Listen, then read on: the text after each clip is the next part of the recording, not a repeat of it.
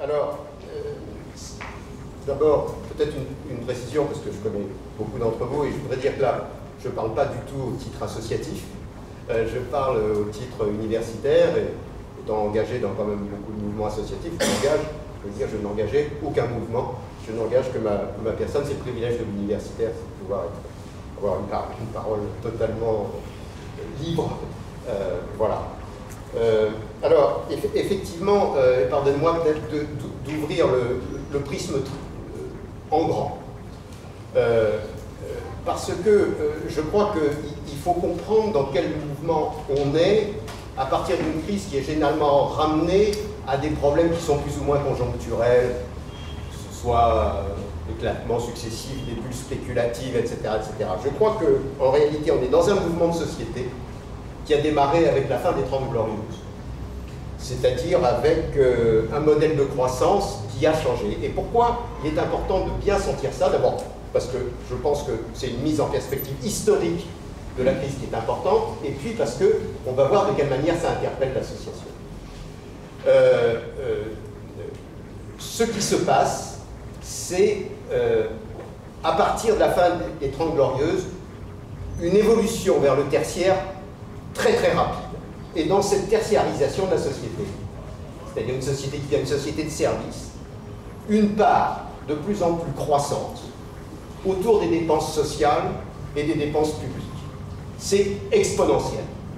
Donc ça démarre avec les 30 Glorieuses. Alors, c'est aussi en raison du chômage de la société industrielle et le fait qu'on gagne beaucoup de productivité dans l'industrie, mais c'est aussi parce qu'il y a une pression pour les services publics, il y a une pression sur l'éducation, il y a une pression sur la santé, il y a une pression sur les services sociaux, il y a une pression sur l'action sociale très forte. Je vous donne que 2 chiffres. Les dépenses publiques, au tournant des années 70, c'est 35% du PIB, et en 2008, c'est 53%.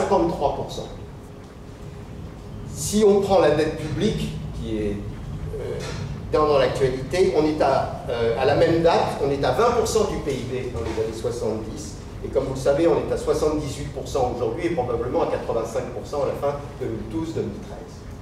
Donc c'est ça, alors, c'est ça le phénomène, à mon avis, très très marquant. Alors pourquoi il est marquant?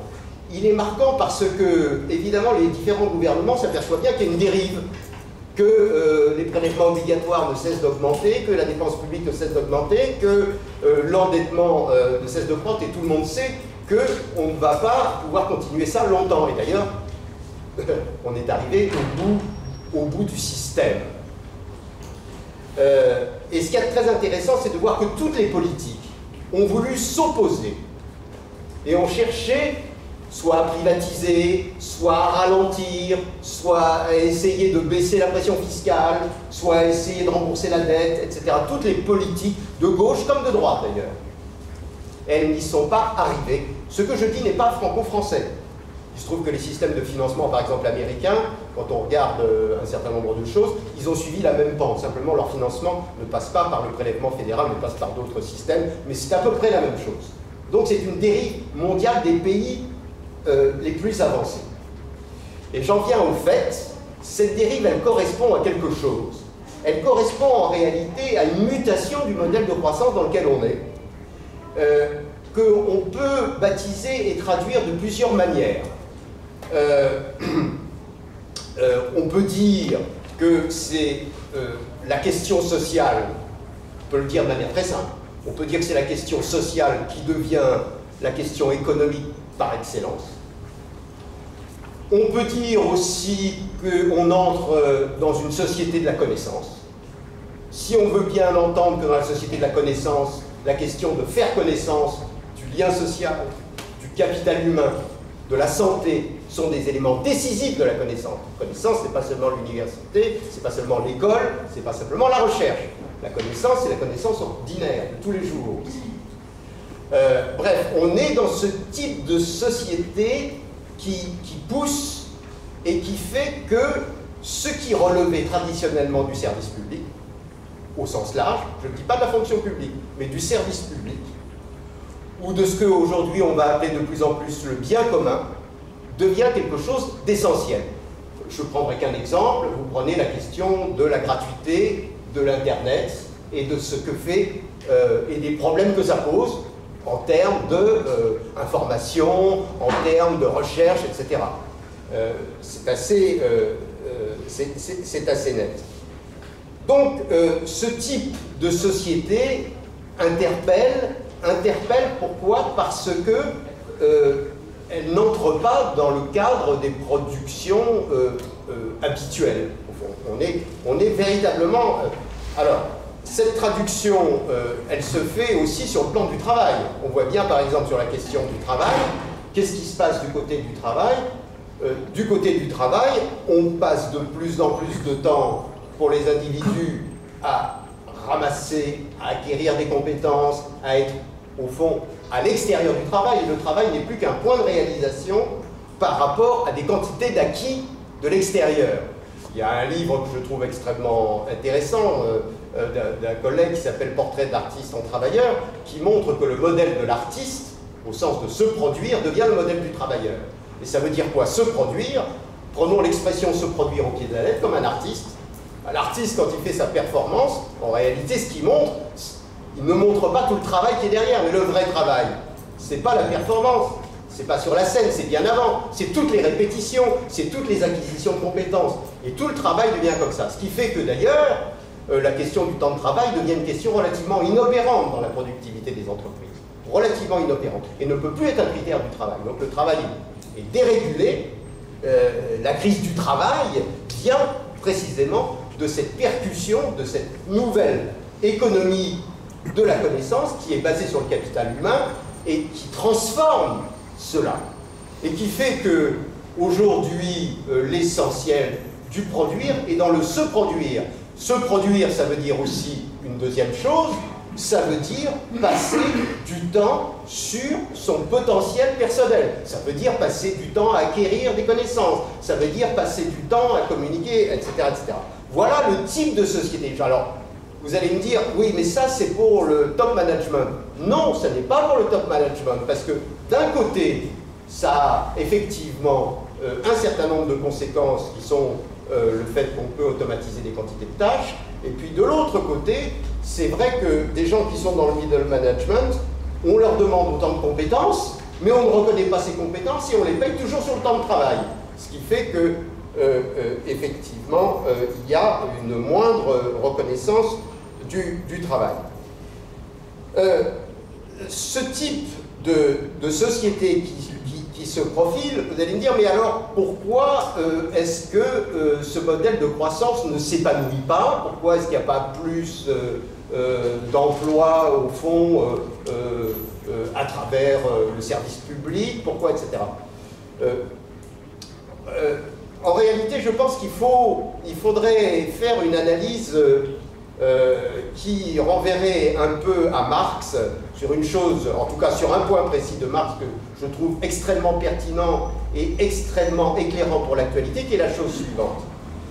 Marx considérait que les grandes transformations étaient évidemment invisibles, en particulier elles venaient de l'infrastructure économique, des nouvelles forces productives qu'on ne voyait pas, et qui se heurtaient à des modèles, à des manières de faire qui étaient complètement dépassées par rapport à ces forces productives.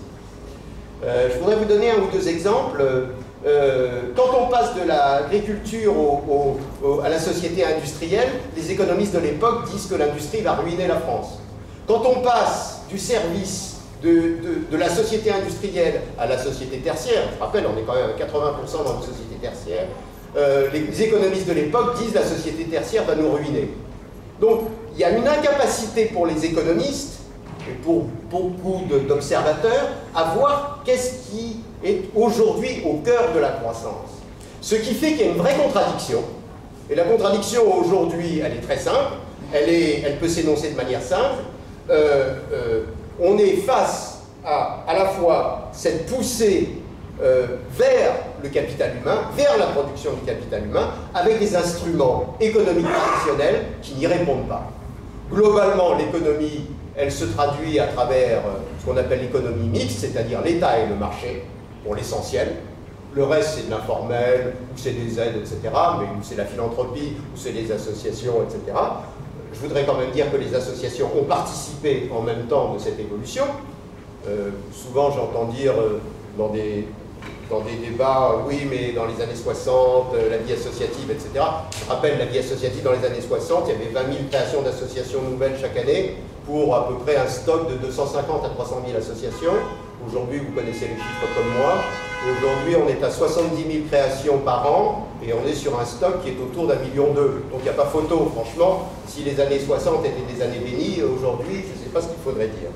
Donc, et donc, il n'y a pas, on n'arrive pas véritablement à sortir de cette crise. Donc je veux dire que l'interpellation qui va être du côté de la société civile, elle ne répond pas à une question associative.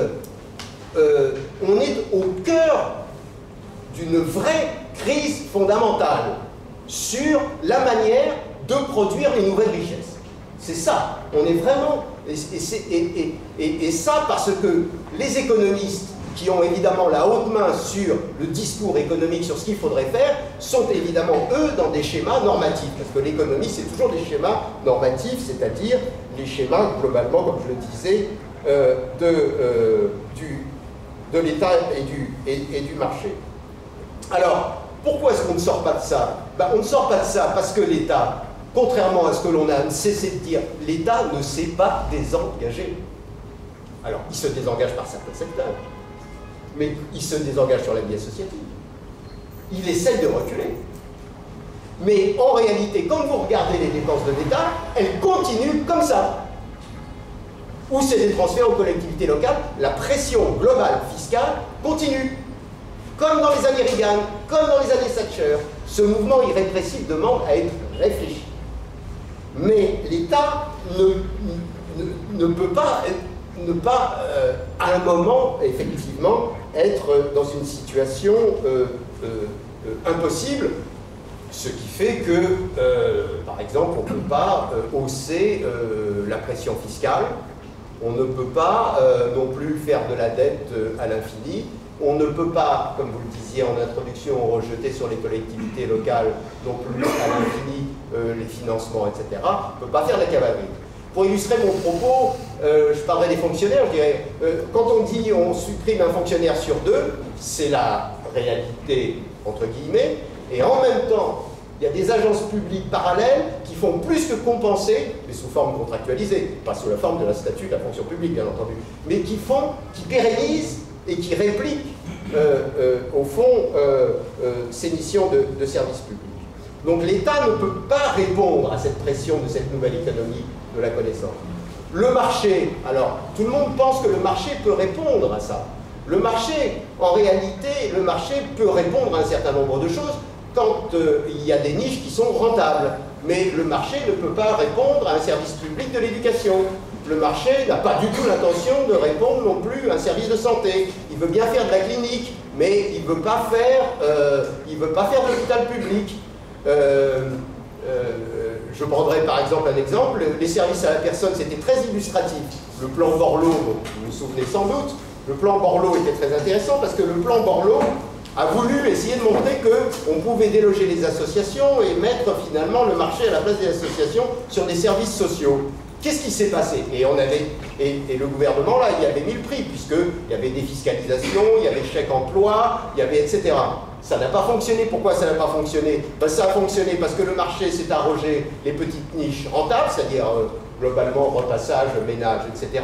Et tout ce qui était... Voilà, pardon? Les publics solvables. Oui, et les publics solvables, bien sûr, à cause de la défiscalisation, et a complètement laissé tomber et a relégué aux associations tout ce qui était mission sociale, médico-sociale, assistance plus lourde, etc. Ce qui fait que, effectivement, la sortie par le marché représenterait un appauvrissement net de l'ensemble de la plus-value, je dirais, économique, énorme. C'est d'ailleurs une des raisons pour lesquelles ça ne se fait pas. Alors, j'en viens au fait, mais il est important de bien voir que c'est au fond, l'essentiel de ce que je veux dire autour de ça, c'est que c'est un mouvement qui nous vient de loin. C'est un mouvement en profondeur. Je le date de la fin des 30 Glorieuses parce que c'est facile, mais c'est un mouvement qui est venu avec la société tertiaire, avec dans la société tertiaire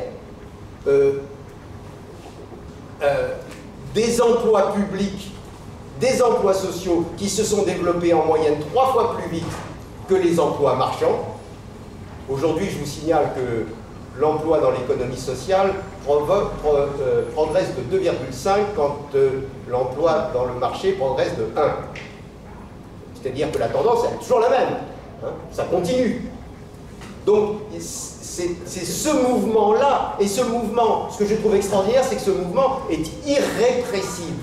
Il est irrépressible, mais pourquoi? Mais c'est pas simplement parce que les gens sont plus accrochés à un service public, parce que les gens veulent plus de services sociaux. Non, c'est parce que la nature même de ce que va demander l'économie repose, en particulier sur l'éducation, sur la santé, sur un certain nombre de choses qui rendent par ailleurs l'économie de marché rentable. Alors, la question que je veux poser, vous m'arrêtez, hein, la question que je veux poser, c'est, au fond, comment peut-on répondre à cette économie, j'ai parlé de service public, on peut dire cette économie de service public, si les Français voulaient bien ne pas rabattre le service public sur la fonction publique, pas les services publics. Alors, il faut être attentif à la sémantique et aux mots. Nous sommes en train de basculer sur des termes, d'ailleurs, qui sont très intéressants. Nous sommes en train de basculer sur le terme anglo-saxon de bien commun. Et je pense que le mouvement associatif a tout intérêt à être sensible à ce déplacement du bien public ou des biens fondamentaux vers le bien commun, qui nous vient plutôt des pays anglo-saxons. Mais vous savez que les pays anglo-saxons ont une tradition d'intervention de la société civile plus forte que la nôtre.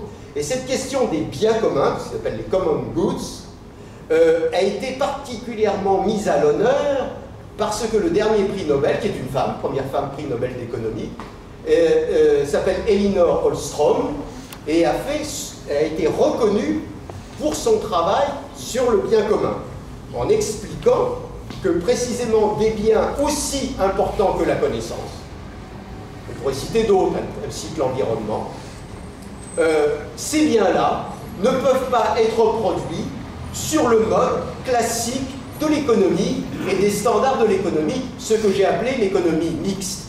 C'est quand même très intéressant de voir qu'une économiste pure et dure renvoie au phénomène coopératif et au phénomène de la société civile une part, je dirais, fondamentale, parce que toute la richesse du marché en dépend. C'est-à-dire, cette part fondamentale, il faut bien voir ce basculement de la connaissance.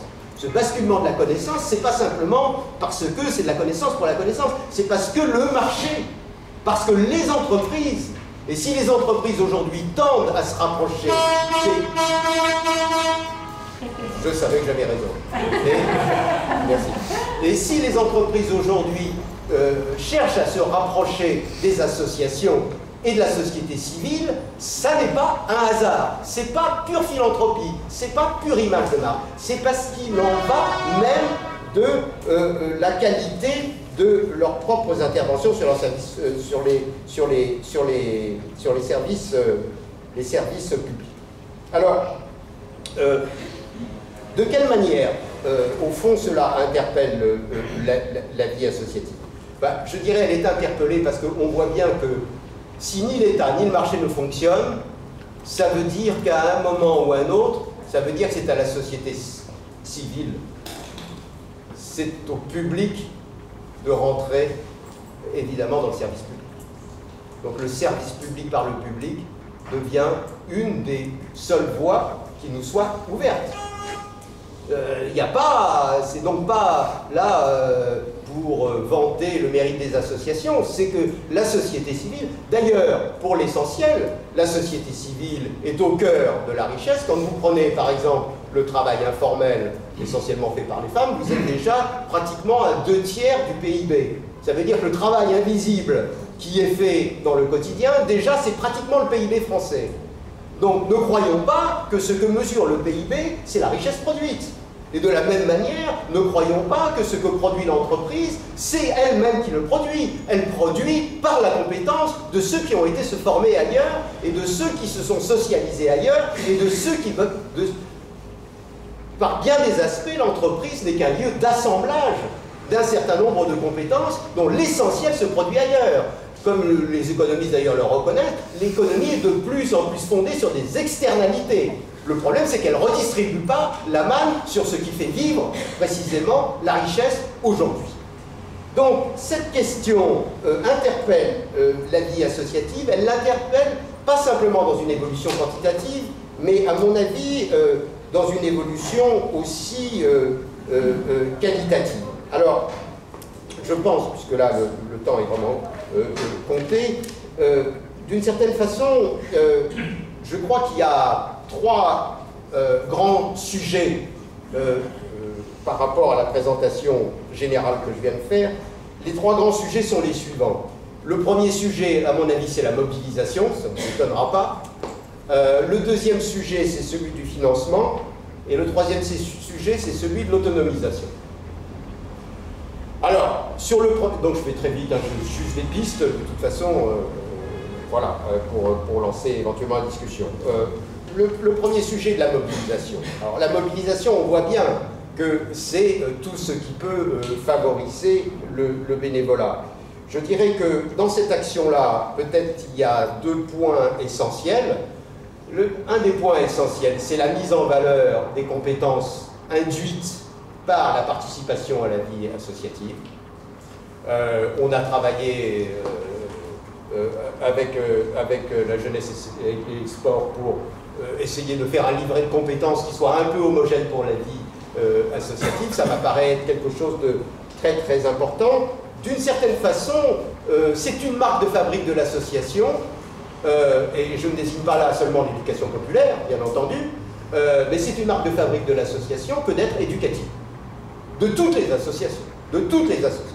Donc l'aspect échange réciproque et formation de compétences, et en plus sur, alors je vous passe là, je vous fais très vite, hein, mais en plus sur des compétences que les entreprises aujourd'hui reconnaissent comme essentielles et qui ne sont pas distribuées par les systèmes éducatifs.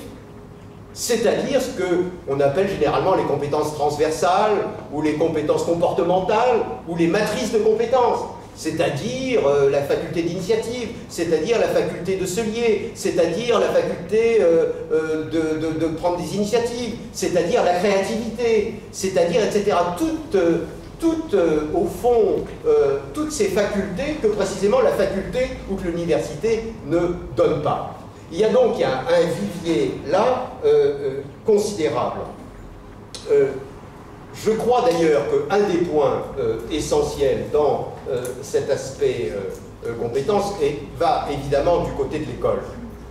On ne peut plus non plus continuer à fonctionner aujourd'hui dans une reconnaissance qui est essentiellement une reconnaissance à partir des diplômes scolaires. Ça devient impossible. C'est ingérable, c'est quelque chose qui est de moins en moins accepté dans le milieu du travail, et donc il y a des reconnaissances à avoir sur des compétences acquises.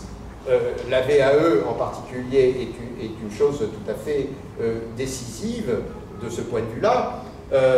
Je voudrais faire remarquer d'ailleurs que l'éducation populaire, quand j'ai eu la chance oui, c'était une chance de vivre en Scandinavie assez longtemps, signale que l'éducation populaire est éligible à la formation professionnelle continue en Scandinavie. Je signale ça parce que c'est quand même une piste que je trouve extrêmement intéressante et qui permettrait peut-être d'avancer sur un certain nombre de choses. Je crois aussi qu'il faut absolument réfléchir plus avant sur le statut du volontariat. Je pense que même si c'est un problème considérable, à la fois pour les associations, à la fois pour le monde du travail, il y a là quand même une mine dans laquelle on ne sortira pas. Je voudrais donner juste un exemple. On est aujourd'hui sur des financements avec des milliards et des milliards sur des emplois que l'on sait parfaitement condamnés, dont on sait que d'ailleurs ils retardent la productivité des entreprises, parce que les entreprises, quand elles peuvent avoir une main-d'œuvre finalement qui leur évite d'investir dans la modernisation et de faire de la machine à la place du travail, oui, mais c'est un travail déqualifié, condamné, faiblement payé. Il vaudrait mieux mettre tous ces gens-là plutôt dans l'action sociale. Moi, je fais partie de ceux qui pensent que le volontariat, indemnisé à hauteur du SMIC pour un plein temps, devrait être un horizon plus intéressants que ceux qui, comme à droite, d'ailleurs, même aujourd'hui, même dans les milieux de droite, prônent pour une allocation universelle pour tous. Je pense que là, du côté du volontariat, bref, je le dis vite, mais je pense qu'il y a là une piste. Du côté des financements, bien entendu, deuxième aspect, du côté des financements, je crois que les financements qui, aujourd'hui, peuvent venir plus facilement des entreprises, parce que précisément, pour toutes les raisons que je viens d'indiquer, on voit, alors pour l'instant c'est un phénomène de grande entreprise, mais on voit que les entreprises sont très intéressées quand même par le développement du bénévolat de compétences et du mécénat de compétences. Mais pourquoi? Parce qu'ils sont aperçus que c'était interactif et qu'ils avaient autant à gagner au retour de leurs salariés après association que le fait de prêter des salariés aux associations. C'est gagnant-gagnant cette affaire. Et je reprendrai Bébéard qui n'a pas en honneur de sainteté, mais Bébéard dit quand même quelque chose qui est juste. Il dit on ne fera pas prospérer les entreprises sur un champ de ruines. Hein. Donc c'est clair que les entreprises sont aujourd'hui prêtes à jouer un jeu. Mais, ça suppose deux choses. Ça suppose, un, que la relation ne soit pas nécessairement particulière d'association à entreprise. Donc il y a une question de mutualisation des fonds de l'entreprise. Et deuxièmement, il ne faut pas que ça reste simplement selon le bon vouloir d'un certain nombre de grandes entreprises qui donnent dans ce genre de manne, bénévolat, etc. Je pense qu'il faut instituer un système qui pourrait être effectivement assez proche de la formation professionnelle continue. Si mes oreilles ne sont pas complètement sourdes, il me semble qu'il y a toute une partie du patronat qui ne serait pas complètement hostile, en tout cas, autour de cette affaire. Attendez, là, on est véritablement sur une ouverture qui est... alors, il ne s'agit pas du tout de dire qu'il faut compenser le financement public, il s'agit de voir que c'est une manne additionnelle. Le troisième point, c'est évidemment celui de l'autonomisation. Alors, je crois que le premier point, c'est qu'il y a aujourd'hui un devoir de représentation de la société civile. Il y a aujourd'hui la société civile, dans toutes les enquêtes que l'on fait, dans tous les sondages que l'on fait, il y a une projection complètement folle, délirante sur les associations. Elle est délirante. Elle est délirante, pourquoi? Parce que les nouvelles questions qui sont posées, par exemple, qu'est-ce qui est capable de mieux assurer le service public? Si vous mettez les associations, les gens répondent les associations, ils ne mettent pas l'État. C'est quand même hallucinant. Donc d'ailleurs, il y a une dérive, il y a un problème. C'est qu'on investit l'association mythiquement aujourd'hui et dans l'imaginaire français, l'association passe avant toutes les autres valeurs, sauf la famille. La famille passe avant, mais sinon, elle passe... Alors, il y a quand même un devoir, je dirais, de représentation. Et ce devoir de représentation ne peut pas s'entendre comme étant un secteur qui dépend ou qui est lié organiquement au pouvoir public. Il y a donc un problème de médiation. On peut imaginer des quantités de pistes, mais il faut rompre d'une manière ou d'une autre le rapport direct, auquel d'ailleurs les associations n'ont plus forcément intérêt, le rapport direct entre l'État, les collectivités publiques et les associations. Donc il faut imaginer, les Anglais l'ont bien fait, je ne vois pas pourquoi nous on sera capable de le faire, la Charity Commission anglaise a été capable de le faire. Donc ça c'est un point. Je ne vais pas plus loin, chacun peut avoir des idées sur cette question-là. Oui, ça j'en suis sûr. La deuxième question, elle est celle du statut. Là-dessus, je pense qu'il y a eu autour de la vie associative un certain nombre de rapports tout à fait instructifs. Je prends là le rapport de Cool et le rapport Ferry. Le rapport de Cool avait dit des choses que nous avions dites il y a bien des années, que le CNVA d'ailleurs avait repris à sa manière, qui est qu'effectivement il faut arriver à des formes de reconnaissance, de labellisation, de tout ce que vous voulez, d'ailleurs qui pourrait être intéressante parce qu'elle pourrait pousser à la mutualisation. C'est-à-dire on pourrait faire un label dans lequel l'aspect mutualisant de ceux qui seraient poussés à se mutualiser pour obtenir le label, ça pourrait être une chose tout à fait intéressante. Et puis, bon, terminé par la CPCA elle-même, Je pense que la CPCA a eu effectivement une valeur historique extrêmement importante, en particulier avec les premières assises de la vie associative, dont ceux qui ont pu y assister, et j'en fais partie, vous Delevoye d'ailleurs avait fait un discours remarqué. Je pense que ça a été une période tout à fait importante. Il s'agit, vous l'avez compris dans ce que j'ai dit, en essayant de remettre ça en perspective sur un grand temps, il s'agit là aujourd'hui de changer de vitesse quand même. Et changer de vitesse, ça veut dire évidemment que le principe de la conférence doit aller aussi vers un principe de représentation. Et ce principe de représentation, c'est quand même un principe de délégation. Et je dirais, ce principe de délégation, il n'est pas uniquement un principe de pouvoir. Il est aussi un principe de pouvoir faire. Quand on dit pouvoir, on entend toujours le pouvoir au sens de l'autorité. Ça n'est peut-être pas le sens essentiel que je voudrais donner à ce mot-là. Je voudrais dire pouvoir de faire. Et pouvoir de faire, eh ben, c'est le pouvoir aussi de symboliser quelque chose. Et symboliser quelque chose, ça peut être aussi des actions aussi simples que d'être capable de faire du conseil, que d'être capable d'être une instance juridique, que d'être capable, bref, que d'être capable d'être un service support, bref, d'avoir une vraie forme de représentation symbolique. Enfin, bon, et là c'est mon tout dernier mot, je voudrais dire que si je reprends Marx, d'une certaine façon, l'associationnisme progresse par là où on ne l'attendait pas. On attendait plutôt l'associationnisme à travers la démocratie participative. Ça ne m'empêche pas, d'ailleurs.